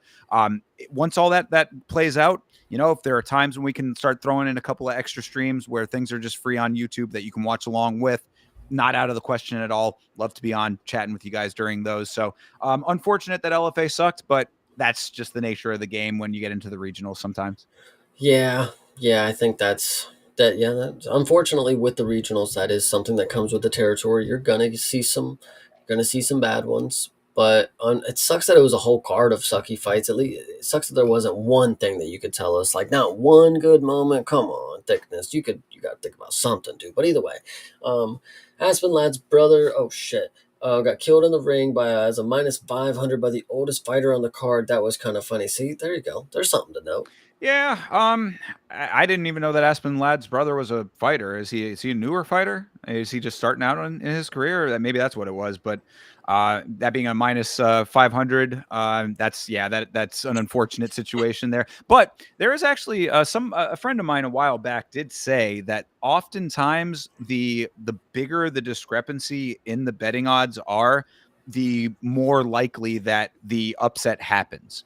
So I mean, I don't know if there's like empirical data for that. I think he said that there was, but I'd have to look into like do some research on that to see how true that is, like statistically. But we've seen it in the past. I mean, see heavy favorites getting upsetted. It's not entirely uncommon, I would say. I mean, it's certainly not likely. There's a reason that favorites are the way that they are, but that also goes to our conversation about betflation and how these lines are sometimes inflated. If you see a big underdog throwing a straight on it, short money straight bet, maybe never the worst thing to do. Oh yeah, unless the dude that the dog is going against is named Ateba Gautier. Yeah. Then you probably should not put any money near that fight because you're probably going to lose. But that's just my opinion.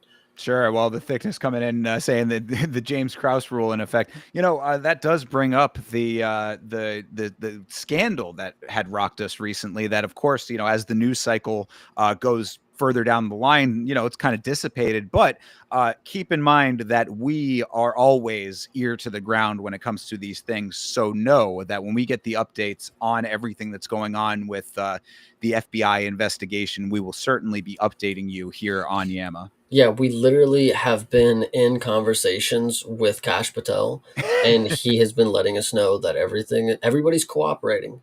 Dolgarian's team, the lawyers from Dolgarian, the X Factory that he was kicked out of, everybody's cooperating. Everything's good. But until we get more information, we will, we're just going to have to keep you guys coming back to the Friday episodes and finding out if the information is going to come out. So without that information being, private to us, you will never get to know unless you show up on Fridays. Very true. I mean, and also, if you ever see when you see Kash Patel on the next UFC broadcast and he's answering his cell phone, just know Chase Parton on the other line. Literally. So make sure when you're hanging out with me next, I am an informant. Yeah. Don't try to fix fights with Chase. He's got a direct line of communication to the top. And I'm very good at kissing Kash Patel's ass, apparently, because he got Dolgarian but literally they knew before the fight was happening, and I was telling him on the phone, like, yo, something's going on. Either way.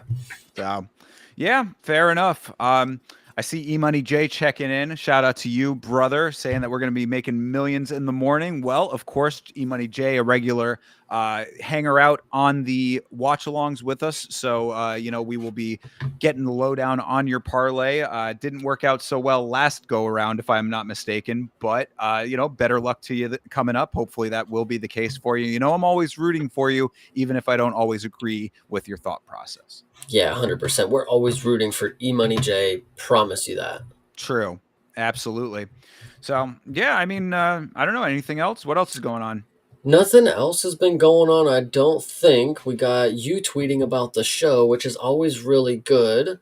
Of course, at Yama Show on Twitter and Instagram and on Facebook now. Thank God we got Yama Show back on Facebook. So make sure that if you are still an old fossil out there, that you are liking on Facebook and those other platforms. Follow your boy, especially on Instagram too, because I be posting some stories on there that I think because stories, they go away really quickly. I don't know if they're getting the proper respect that they're due, but sometimes I come out with some pretty funny jokes on that one. Nice. I also would like to remind the chat that if you are aware, or even if you are aware and need a reminder, we occasionally are breaking down films that have revolving narratives about mixed martial arts. If you have a film that you grew up watching that you love, that you're a fan favorite of, and or if you have a movie that you were always wondering if it was good and it has something to do with mixed martial arts, you should leave a comment in this section and you should let us know the name of that and who was in it. Let us know a quick synopsis. Give us any indicator of a movie that we need to watch that has mixed martial arts in it. We will go down, watch these in depth, break them down with notes, and we will come back to you with our complete thoughts on every single part of these movies, and we will tell you about it. Just let us know which ones you have in mind for us to do. That is the only thing that I think I have left to tell you guys for today, because you guys are so awesome and going to be watching fights with us tomorrow. So we can make a quick wrap up and be ready to see you guys in the morning, I think. Absolutely. To Chase's point, MMA on film, you are going to get the most in-depth reviews of films that you will ever get anywhere. We are going super deep when it comes to our reviews of MMA films. You can go back. There's a playlist on the Yama channel of the reviews that we've already done.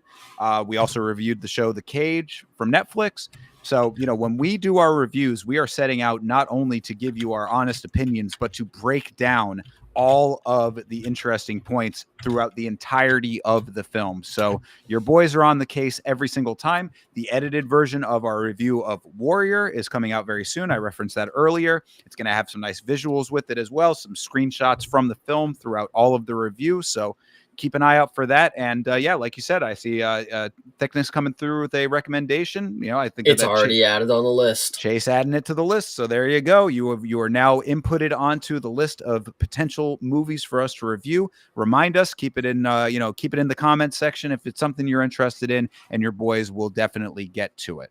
100%. Yeah, these are very exciting to do. They're very fun ideas to unravel, very fun themes to look into with the movies, and of course, break down all the artistic choices that these directors and producers are making when it comes to these films, because these are films made for people like us.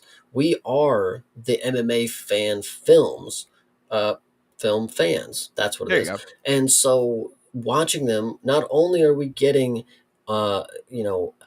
ideas thrown at us from people who are like-minded or like similar things from us, but they're also trying to showcase what we watch every week in a way that is more enjoyable for the casual audience to just turn on a movie and watch and get a feel for what mixed martial arts is. Artistically heightened, you might say. There you go. I like that. Yes. Yeah, absolutely. And then, and both myself and Chase, big film fans as well. So, we have some insights as to the emotional aspects of these things and the storytelling aspects, of course. So, you get a nice mix of our love of MMA and our love of film together in the MMA on Film series. And if you guys were wondering out there, I would like to say myself, I believe that we do a very good job of breaking down these movies. It does maybe run a little longer, but hey, we are very thorough at what we do. Every scene is supposed to tell you something. That means I have to have something to say about everything that I've seen. So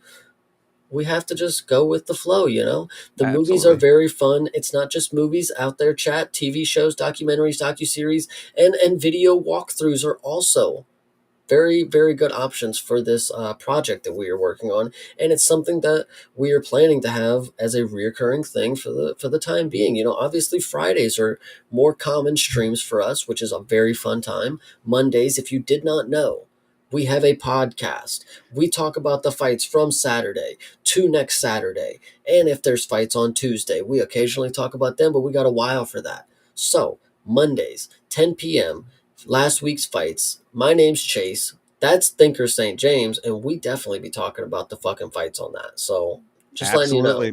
tune in, hang out with your boys, and watch alongs are tomorrow, podcast on Monday, so you get the entire gamut of everything. We keep you informed. It's video content on top of that. What is not to love? Yeah, absolutely. And I don't know if you guys, if you were out there, and I'm not trying to just do a little glaze portion towards the end here, but, since Thinker brought it up at the beginning, he's like, I don't know how much, you watched my comment. When we talk about Guru, speaking of the content individually, how much I had watched about yours. Guys, if you did not know, Thinker St. James, Yama, he makes some really good videos, and there's a lot of good ones back in the day that, specifically we talked about Chris Weidman. If you go back to his Yama episode on the Atlantic City UFC card, it is very enjoyable. I think the replay value is magnifico when it comes to that. I laughed. I actually had it on my TV, played it for a couple nights, and I went to sleep. And this was before we had the podcast, which is actually kind of crazy to me because I'm like, who's this dude following me? I got to check out his content, of course, if he's,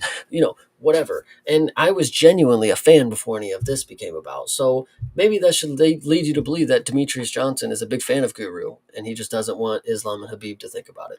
Well, thank you very much for the kind words, Chase. I appreciate that. Yes, the Yama series will come back. Unfortunately, we did have a pay-per-view, and this week was just way too hectic for any of that kind of stuff, unfortunately. But, try to get the Yama episodes out and additional video content on top of that. So, if Chase sold you with that glowing praise, which I very much appreciate, then by all means, channel's right there for you. It's all free. Enjoy as much as you can. Hell yeah. And I think you guys will do a very good job of enjoying. If enjoyment is your idea of a good time, you are going to get that at the Yama channel. Tell you Absolutely. that for a fact. Likewise with Chase and his content every time that he's streaming. Also for those one cards, definitely great time on Friday morning. So, pulling double duty today, Chase.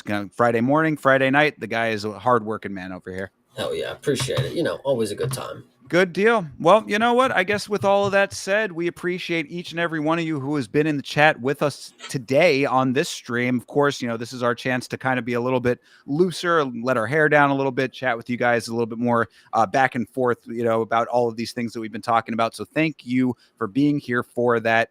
Keep your eyes out for more Friday streams. Of course, make sure that you are following, subscribed, all of those things for both of our channels. Of course, youtube.com/@YamaShow and CP Smalls for Chase as well. So I guess, until next time, right? Are we about good? We are good. Until next time, it is. And I can't wait for more because I think Fridays are definitely a very chill experience that I can continue to get behind. So very excited here. Absolutely. All right, guys. Well, you guys have a great rest of your night. We will be back with you tomorrow for the fights. Have a good one. See you then.